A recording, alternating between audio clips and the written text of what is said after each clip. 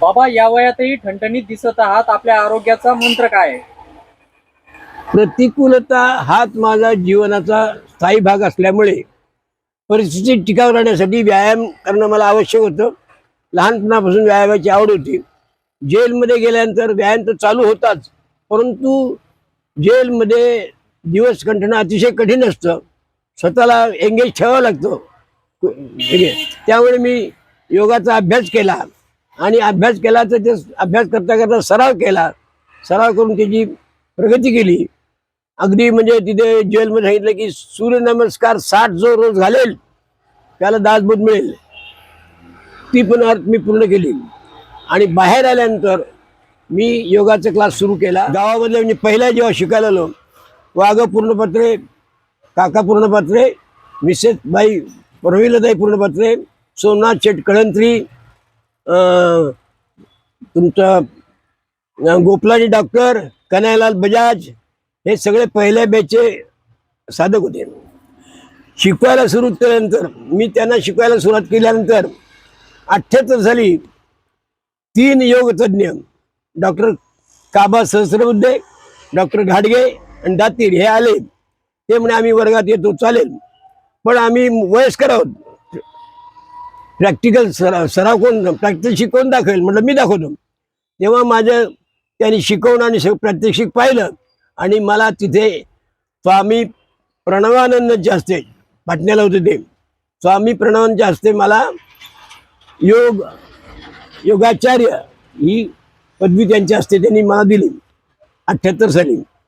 आणि इतक्या वर्षामध्ये जी व्यक्ती 40 वर्गाला आली त्या प्रत्येकाला फायदा झाली आहे.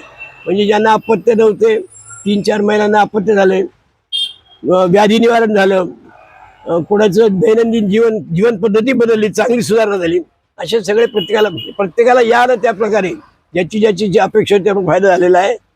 आणि मग करता करता माझी मिसेस माझ्याकडनं शिकली, माझी मुलगी माझ्याकडनं शिकली. मुलगी नाशिकला योग शिकवते, मिसेस 40 गावला योग शिकवते, माझी सून पण 40 गावला योग शिकवते. बाबा, खरं तर कुठल्या कारणाने तुम्हाला जेलवारी भोगावी लागली होती? मी 1955चा भारतीय जनसंघाचा पदाधिकारी म्हणजे सदस्य आहे. 1955 पासून, तेव्हापासून राजकारणात मी आहे. आणि राजकारणात माझं म्हणजे पोलीस डिपार्टमेंटप्रमाणे मी जर भूमिगत झालो नसतो तर त्यांनी म्हणलं की you are the first man to be arrested. मी भूमिगत जाऊन सापडलो नाही. माझं इतकं म्हणजे सांगायला वाटतं, मी इतकं राजकीय काम केलेलं आहे की त्या कामामुळे त्यांच्या विरोधात काम केलं, सत्तेच्या विरोधात काम केल्यामुळे माझी अटक होणं अपरिहार्य होतं हे मलाही माहीत होतं. किती दिवसांसाठी तुम्हाला कारागृहात राहावं लागलं? 19 महिने. ओके. खरं तर या 19 महिन्यांमध्ये आपण त्या कारागृहामध्ये कशा पद्धतीने आपल्या छंद जोपासलेत? कारागिरामध्ये पहिली गोष्ट, कारागृहामध्ये इतरांशी बोलणे, चर्चा करणे, वाचन करणे, दुसऱ्यांना मदत करणे.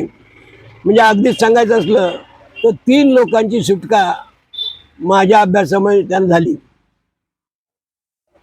म्हणजे जन्मठेपेचा 40गाव अंधारीचा एक 40गाव तालुक्यातला एक होता जन्मठेपेचा.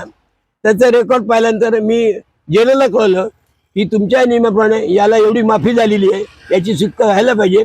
मी कळल्यानंतर त्याची सुटका झालेली आहे. आपल्या योगाला 50 वर्ष पूर्ण होत आहे. काय एकंदरीत आपल्या भावना आहेत? मला काही साधकांच्या चेहऱ्याचं समाधान ही सगळ्यात मोठी प्राप्ती आहे माझी. सगळ्यात मोठा आनंद तो आहे. परंतु जगाने ज्याची नोंद घेतली त्याची महाराष्ट्र शासनाने किंवा केंद्र सरकारने नोंद घेतली नाही, याची खंत जरूर वाटते.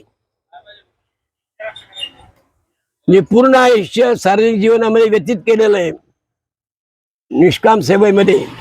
त्याच्या सेवेची दखल घेतली गेली नाही, याचे दुःख अनेकांनी व्यक्त केले. मला ती खंत वाटते. ओके. योगा केल्यामुळे कशा कशा प्रकारचा फायदा आपल्या जीवनामध्ये होताना दिसतोय?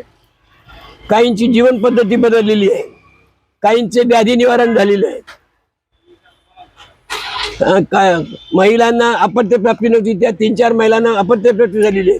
महिलांचे विकार, महिलांच्या काही त्रास असतात ते पण निवारण झालेले आहेत. म्हणजे जी व्यक्ती आली कोणत्याही प्रकारचा जी उणीव तुमच्याकडे प्रकृतीमध्ये होती ती भरून नेऊन दुरुस्त झालेली आहे प्रत्येकाची. माझ्या पुस्तकाच्या 3 आवृत्ती निघालेल्या आहेत. योग साधना, साधना म्हणजे निमित्त केली जाते त्याला साधना म्हणतात. आणि माझ्या पुस्तकाच्या तीन आवृत्त्या निघालेल्या आहेत. डॉक्टर सतीश पाठक MS आणि जागतिक योग तज्ञ त्यांनी त्या पुस्तकाची प्रस्तावना दिलेली आहे. इतकं उत्तम पुस्तक ते आहे. खरं तर गेल्या 49 वर्षांपासून या ठिकाणी आपण निशुल्क तत्वाने या ठिकाणी योगाचे धडे आपण अनेक नागरिकांना, हजारो नागरिकांना देताना या ठिकाणी दिसून येत आहात. तर याचा अप्रत्यक्षरित्या कुठेतरी आपल्या कुटुंबांवरती विपरीत परिणाम जाणवलं, व्यवसायाच्या दृष्टीने किंवा कौटुंबिक उपजीविकाच्या दृष्टीने? नाही, साधारणपणे जास्तीत जास्त मी सेवाभावी वृत्ती असल्यामुळे घरी सगळे समजून घेतात की हा माणूस सेवाभावी आहे, त्यामुळे अडचण कुटुंबात अजिबात नाही. कुटुंब सगळे सुखी आहेत आम्ही.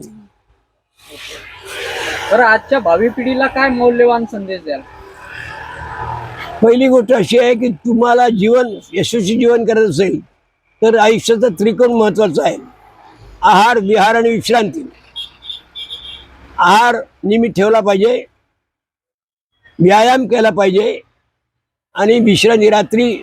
रात्री जागायचं नाही आणि दिवसा झोपायचं नाही, हे ते नियम पाळले पाहिजे.